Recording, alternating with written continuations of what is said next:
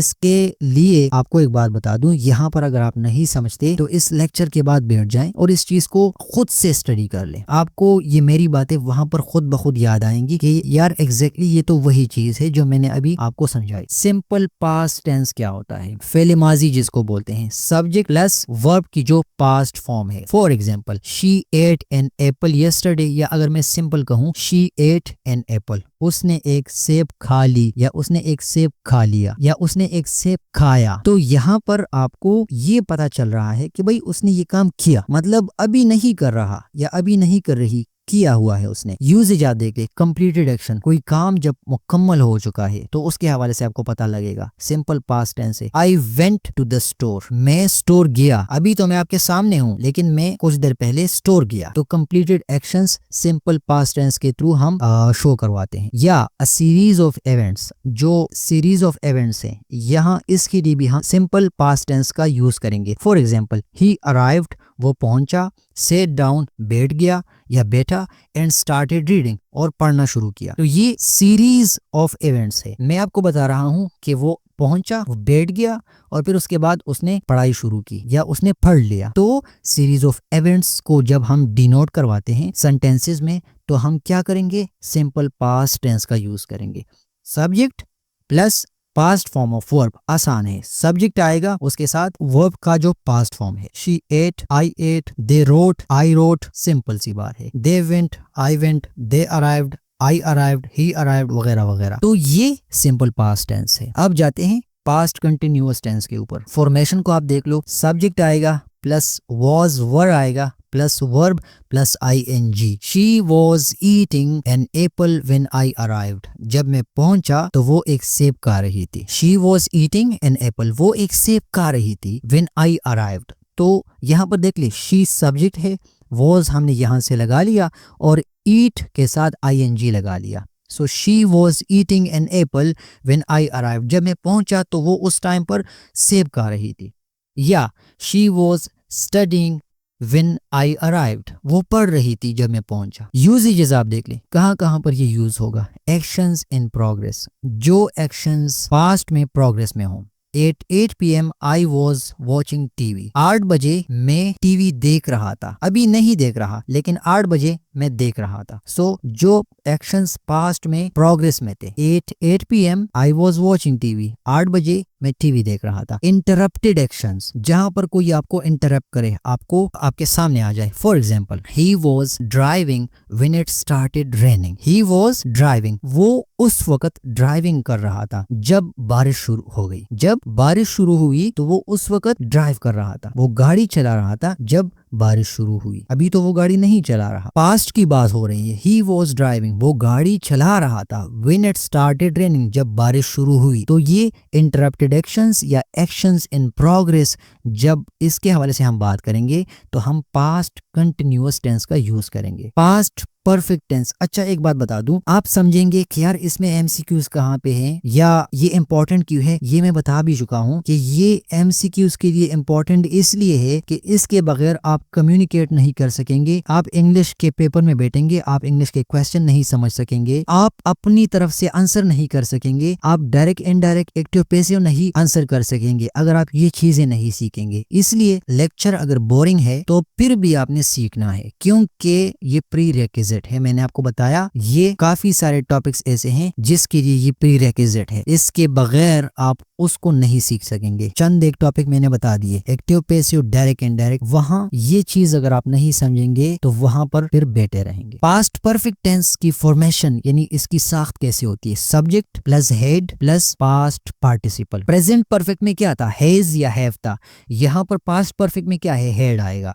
Subject, उसके बाद head, और उसके बाद पास्ट पार्टिसिपल। शी, वहां पर क्या था? शी हैज ईटन, यहाँ पर होगा शी हैड ईटन, वो खा चुकी थी। तो इसको ऐसे समझे, she had eaten the apple before I arrived, मेरे पहुंचने से पहले वो सेब खा चुकी थी। तो ऐसे सेंटेंसेस पास्ट परफेक्ट टेंस के होते हैं। यूजेज आप देख ले, completed actions before another past action, माजी में एक काम हो रहा था, ठीक है, उससे पहले एक काम मुकम्मल हुआ। I had finished the project before the deadline, मैंने तारीख खत्म होने से पहले पहले प्रोजेक्ट खत्म किया था या मैं खत्म कर चुका हूँ। या यहाँ पर जो सेंटेंस है, she had eaten the apple, वो सेब खा चुकी थी। बिफोर आई अराइव्ड, जब मैं पहुंचा, मेरे पहुंचने से पहले वो सेब खा चुकी थी। So completed actions before another past action, माजी में एक दूसरे एक्शंस से पहले पहले जब एक काम मुकम्मल हो जाए। I had finished the project, मैं प्रोजेक्ट मुकम्मल कर चुका था।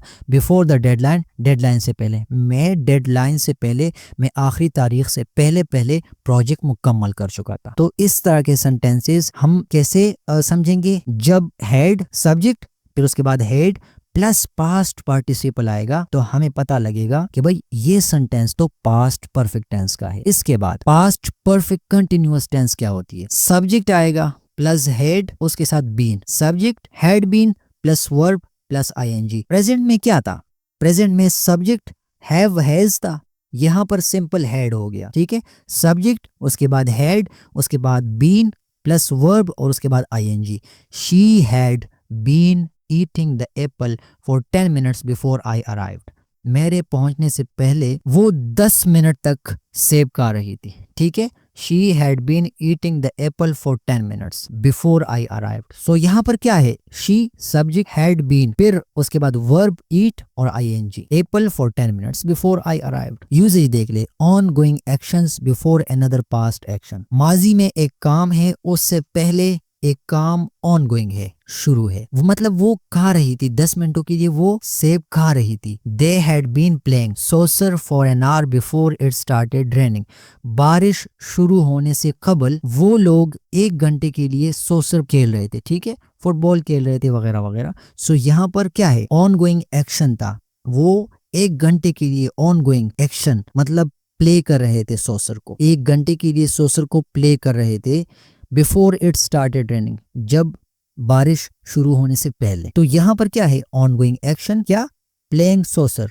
ऑनगोइंग एक्शन क्या है? Playing soccer. Before another past action, another past action क्या है? Started raining, it started raining. So ये भी एक पास्ट एक्शन है, लेकिन इससे पहले ये लोग क्या कर रहे थे? सोसर खेल रहे थे। सो इस तरह के सेंटेंसेस हम कैसे समझेंगे? जब subject plus had plus been plus verb plus ING आएगा तो हम समझ जाएंगे कि भाई ये sentence past perfect continuous tense का है।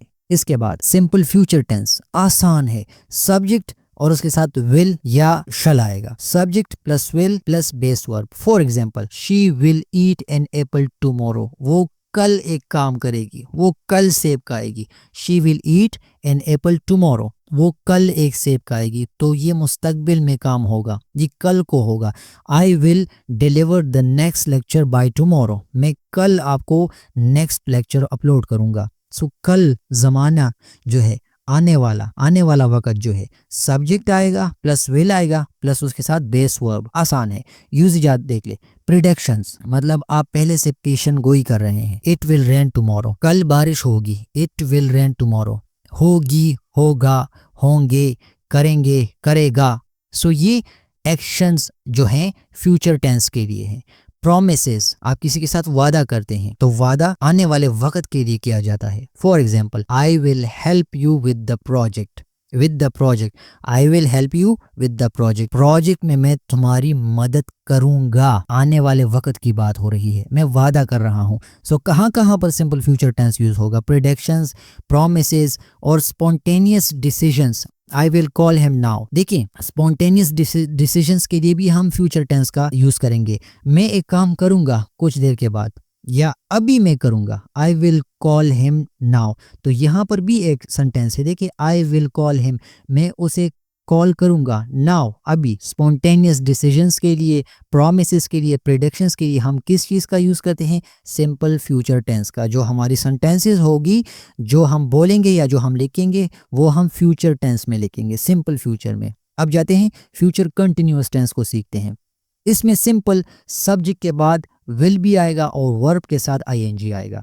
शी सब्जेक्ट, विल बी आ गया ना, सब्जेक्ट के बाद विल बी आ गया। Eating, eat verb plus ING, so eating. She will be eating an apple at 5 PM tomorrow, वो कल 5 बजे एक सेब खा रही होगी, ठीक है। शी विल बी ईटिंग वो गा रही होगी, या शी विल बी राइटिंग, वो लिख रही होगी।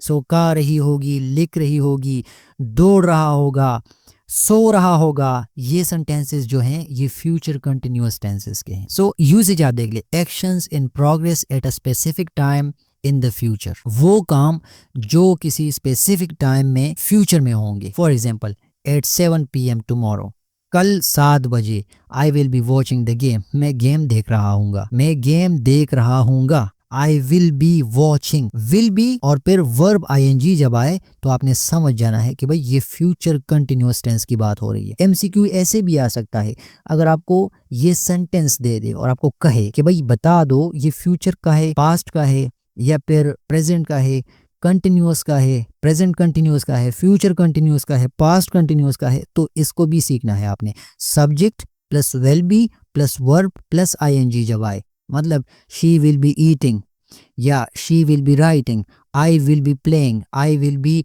Resting, I will B sleeping. So specific time, एक काम है वो स्पेसिफिक टाइम में प्रोग्रेस के लिए है, ठीक है, प्रोग्रेस में है, फ्यूचर में, ठीक है। तो उसके लिए हम कौन सा टेंस लगाएंगे? Future continuous tense. Future perfect के बारे में बात करते हैं। फॉर्मेशन क्या होगी? Subject plus will have plus past participle. आसान है, शी सब्जेक्ट हो गया, विल हैव यहां से आ गया, और पास्ट पार्टिसिपल आपको समझा दिया, eaten, taken, written. She will have eaten the apple by the time you arrive. Actions completed before a specific time, एक खास वक्त से पहले जो काम कंप्लीट हो। तो यहाँ पर जो सेंटेंस है देख लें, शी विल हैव ईटन, वो सेब खा चुकी होगी। शी विल हैव ईटन, वो सेब खा चुकी होगी। Bye the time you arrive, जब तक तुम पहुंचोगे, जब तक तुम पहुंचोगे वो सेब खा चुकी होगी। सो यहाँ पर आप देख लो, एक्शंस कंप्लीटेड, उसने वो काम कर लिया होगा तुम्हारे जाने से पहले पहले, तुम्हारे पहुंचने से पहले पहले, स्पेसिफिक टाइम पर। सो यहाँ पर एक दूसरा सेंटेंस है, आप देख लो, I will have finished the assignment by next week. I will have finished, मैं खत्म कर चुका हूँगा, the assignment by next week, अगले हफ्ते की जो असाइनमेंट है, या अगले हफ्ते से पहले पहले मैं असाइनमेंट खत्म कर चुका हूँगा, कंप्लीट कर चुका हूँगा। सो इस तरह के सेंटेंसेस कौन से होते हैं? फ्यूचर परफेक्ट टेंस के होते हैं। Subject plus will have plus past participle, आसान है। She will have eaten, I will have eaten, they will have written, I will have written. So इस तरह के सेंटेंसेस क्या होते हैं? फ्यूचर परफेक्ट टेंस के होते हैं। Future perfect continuous tense formation आप सीख लो, subject plus will have been plus verb plus ING।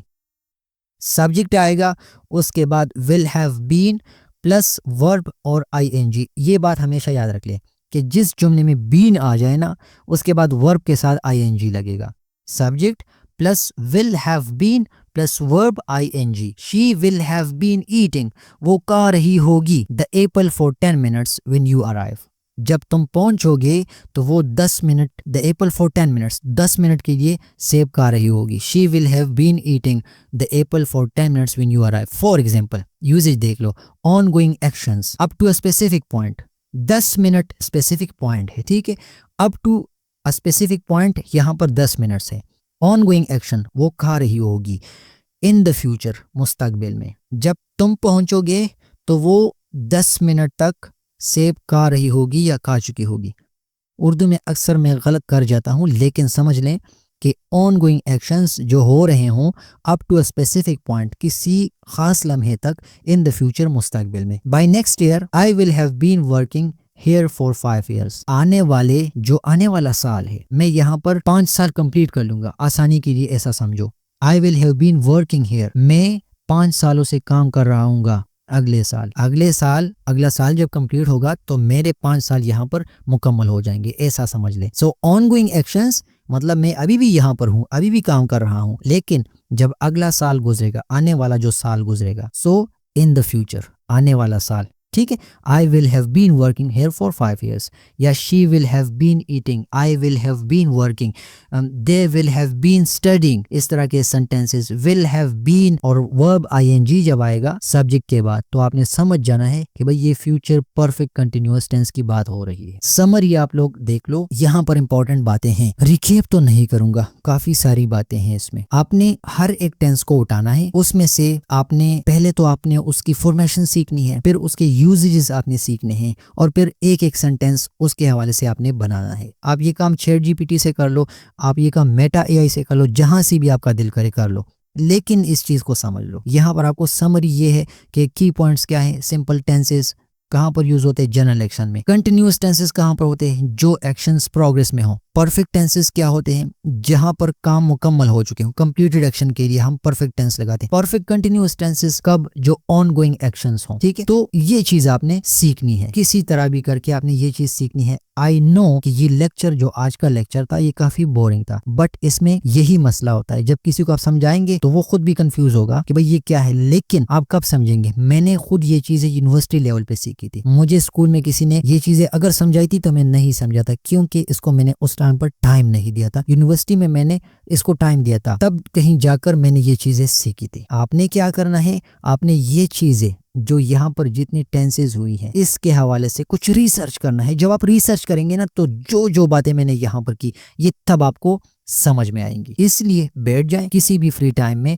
और ये सारी चीजें आप खुद से लिख ले, खुद से सीख ले, इसके ऊपर एग्जाम्पल सर्च कर ले, इसके ऊपर आप इसकी फॉर्मेशन के हवाले से रिसर्च करें, एग्जाम्पल्स देख लें। जितना आप एग्जाम्पल्स देखेंगे, जितना आप इसकी फॉर्मेशन को खुद से समझेंगे, तब आपको ये सारी बातें जो मैंने कही ये समझ में आएंगी। अदरवाइज इसका कोई फायदा नहीं होगा। यही आपको मैसेज देना चाहता हूँ कि सारे टेंसेस एक पेज पर लिख लो, हर एक टेंस के हवाले से स्ट्रक्चर सीख लो, फॉर्मेशन सीख लो, फिर उसके सेंटेंसेस चैट जीपीटी से या मेटा एआई से या गूगल से निकाल लो, फिर यूजेजेस देख लो कहाँ कहाँ पर यूज होते हैं, तब कहीं जाकर आप ये चीज सीखेंगे। अदरवाइज मेरा ये टाइम भी ज़ाया हो गया और आप भी ऐसे ही बैठे रहेंगे। कोई मसला हो इसमें मुझसे बात कर सकते हैं, मैं अगेन समझाने को तैयार हूँ। इंशाल्लाह नेक्स्ट लेक्चर किसी नेक्स्ट टॉपिक के ऊपर आपको डिलीवर करूंगा। तब तक के लिए काम करें और अपना ख्याल रखें। अस्सलामु अलैकुम वरहमतुल्लाहि वबरकातुहू।